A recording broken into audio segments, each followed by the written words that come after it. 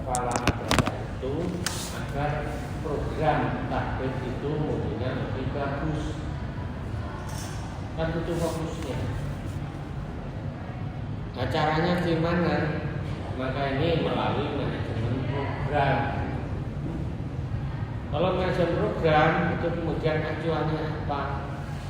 Karena ada bicara tentang ini kata mutu program tahfidz, ya, itu seperti apa?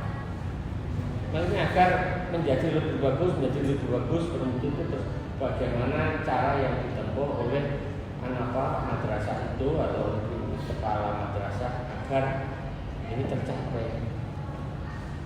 Maka manajemennya teorinya bukan manajemen yang tadi dibilang materi asing.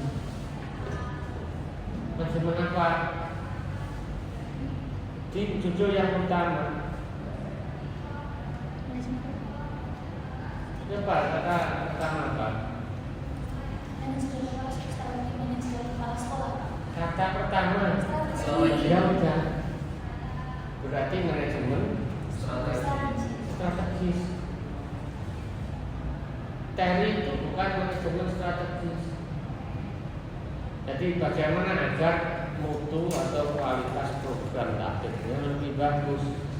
Maka yang digunakan bukan sekedar hasil itu. Yang mana? Itu maka ada cara-cara khusus agar mutu atau kualitasnya meningkat menjadi lebih bagus.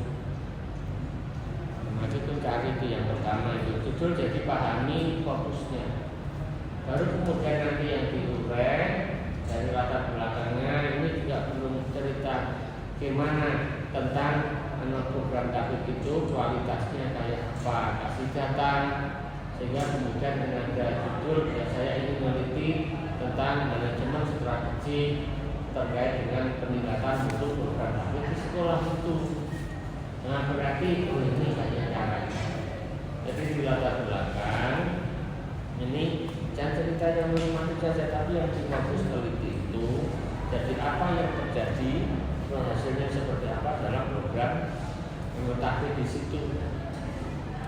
Nah, kalau pakai sobat itu, jadi ini maka kalau bicara manajemen strategis ini ada apa kuncinya. Jadi SWOT Subhanahu wa ta'ala.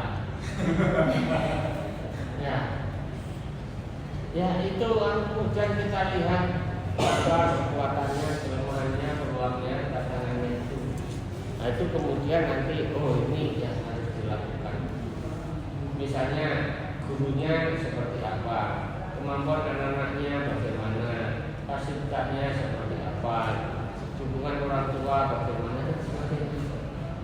Jadi pahami fokusnya, kemudian kalau ini masih jadi di latar belakang sudah cerita. Kalau misalnya sudah bagus-bagus, nanti baca program itu, makanya logikanya adalah berarti program di MIL Khairiyah Melikan itu masih belum bagus kata minimal Pak Kepala Madrasah sekarang. Maka dia ingin jadi lebih bagus. Disitulah kepala sekolah punya cara, itulah bukan itu ya. Jadi cerita seperti apa sih? Rumusan masalahnya, maka jadi ada kenapa Pak Hasil. Dan strategi iya ceritanya itu kemudian ada pengorganisasian, terus kemudian ada dalam tahap pelaksanaan ini kan karena terus kontrol itu. Nah strateginya apa? Ini kan belum kelihatan. Ada enggak bilang? Jadi ini jadi yang apa? Coba silakan nanti cari teori yang lebih tepat. Jadi sekali lagi fokusnya adalah tentang manajemen program. Satu. Yang kedua program apa? Program tahfidz itu. Terus apa yang diinginkan agar program itu lebih bagus kualitasnya. Kalau kualitasnya lebih bagus, harapannya harganya lebih bagus. Maka apa yang ditempuh atau bagaimana caranya meningkatkan itu, itulah namanya strategi. Dalam konteks MBI bicara manajemen strategi, yaitu terus kemudian apa yang kedua jadi rumusan masalah akan ke situ.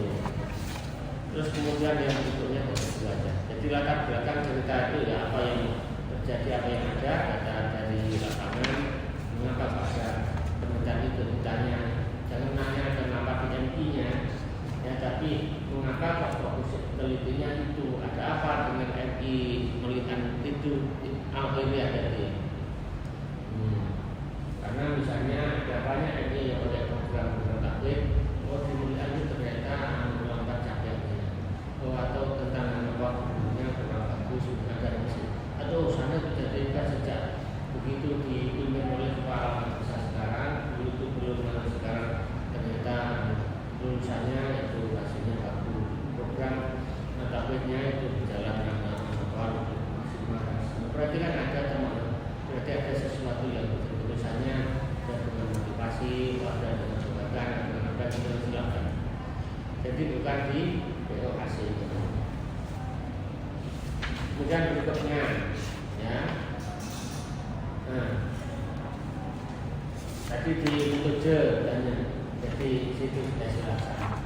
Di mau meneliti itu yang standar, kalau satu sudah pakai normatif tidak apa-apa, bukan dengan lapangan, ada observasi itu harus dengan lapangan atau observasi tidak mungkin. Terus yang kedua, mengapa ada wawancara itu juga harus, karena nanya pada orang tentang apa program, tentang apa hasilnya itu. Nah, terus apa? Yang ketiga, dokumentasi.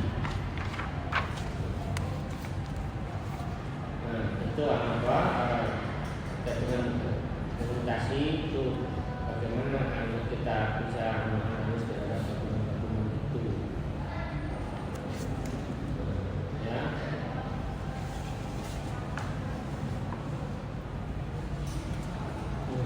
Oke, dari yang apa? Itu kemudian yang apa?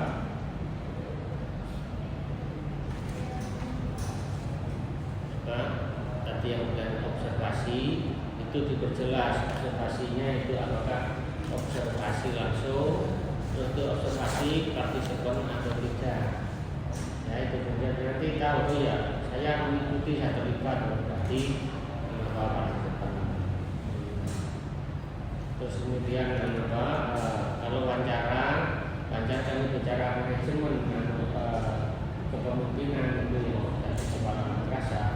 Maka yang terutama di dalamnya itu ada sumbernya itu kepala madrasah. Oh ternyata di situ ada guru yang diberi tugas untuk tanggung jawab program taklid, jadi kepada guru itu. Oh ternyata ada guru-guru yang bukan ada yang misalnya ada mahasiswa atau yang ikut dalam program itu, misalnya berarti ke situ.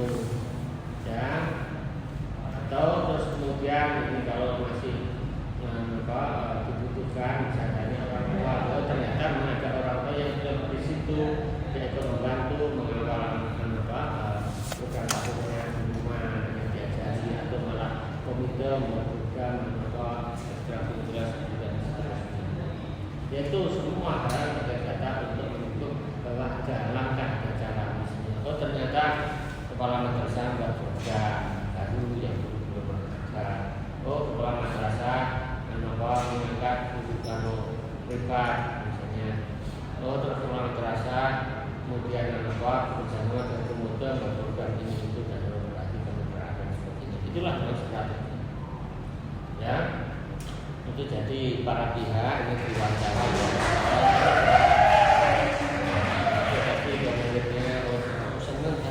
Dulu waktu saya kelas 1 itu saya agak cocok dengan gurunya.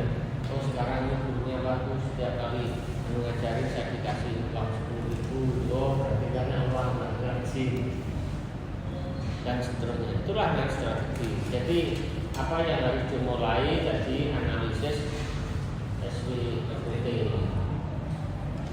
Ya, terus jadi apa yang ada, kemudian bagaimana. Nah, maka ini yang sangat penting yang juga perlu diperhatikan ketika manajemen kepala madrasah ingin sesuatu, maka di situ bicara tentang visi dan misi kepemimpinan. Visi misi kepala madrasahnya, saya ingin ini nanti melahirkan para calon hafidh. Nah itu yang dulu pernah ada, berarti nanti ada komitmen seperti itu.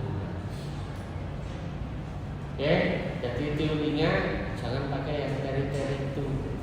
Ya memang nanti ada langkah, tapi bukan dari perencanaan, tapi mengimplementasi manajemennya, tapi yang strategik itu. Ya, itu untuk di substansi isinya. Jadi rumusan masalah ditata lagi, latar belakang tambahin tentang informasi, data pra penelitian atau penelitian awal terkait dengan seperti apa. Jadi manajemennya sekali lagi tadi bukan manajemen strategis ya. Ini berarti langkah yang tidak biasa, bukan sekedar teori tadi ya. Tapi ini ada langkah yang bahkan mungkin luar biasa yang sebelumnya belum dilakukan atau tidak, sehingga obsesi dalam tanda kutip untuk meningkatkan mutu atau meningkatkan kualitas program akhirnya itu tercapai. Dan ya, paham. Jadi cari yang lebih pas. Ada yang lain? Kalau sudah tadi saya catat ada beberapa hal yang penting. Jadi fokusnya tadi yang itu ya jelaskan representasi dan tapi diperjelas. Itu terus kemudian yang lebih penting tadi di teori bukan itu kunci sebenarnya. Jadi manajemen program ya, terus kemudian ada keinginan agar program itu menjadi lebih bagus. Caranya apa? Maka cara untuk meningkatkan itulah kemudian menggunakan manajemen strategis itu. Jadi apa yang sudah ada kalau SWOT itu jadi kekuatannya, kelemahannya, peluangnya, tantangannya itu seperti apa? Misalnya kalau kita bicara dari kekuatannya, anak-anaknya pada oh ini di situ dekat masjid, oh orang tuanya itu agamanya bagus-bagus, apapun itu nanti. Nah, kalau atau sebaliknya, ini tantangannya berat itu. Nah, karena kekuatannya sedikit, kelemahannya banyak, hanya malas-malas, orang tuanya banyak yang buta Al-Quran, dan seterusnya. Itu kan jadi kelemahan. Peluangnya apa? Oh ternyata di situ ada program dari Kementerian Agama ini. Oh ternyata komite itu memang juga mempunyai program itu, ingin anak-anaknya itu pada hafal Al-Quran juz 30. Ya pokoknya SWOT itu acuan itu ya. Ya sudah. Baik, cukup ya. Ini kasih catatan nanti ya, sudah dicatat.